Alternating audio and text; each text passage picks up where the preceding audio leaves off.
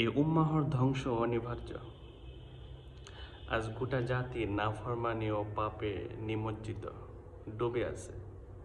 খুন, ধর্ষণ, রাহজানি, ডাকাতি যেটাকে বলা হয়, সমকামিতা, ছেলে ছেলে ফিজিক্যাল রিলেশন, লাওয়াতত যেটাকে বলা হয়, পরকীয়া, মাদক, অশ্লীলতা, বেহায়াপনা,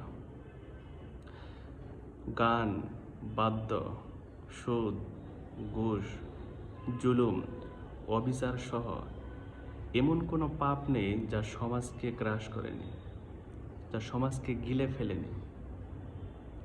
প্রাইমারি থেকে বিশ্ববিদ্যালয় পর্যন্ত 3 বছরের বালক থেকে নিয়ে 90 বছরের বৃদ্ধ পর্যন্ত ফেসবুক ইন্টারনেটে আসক্ত হয়ে পড়েছে।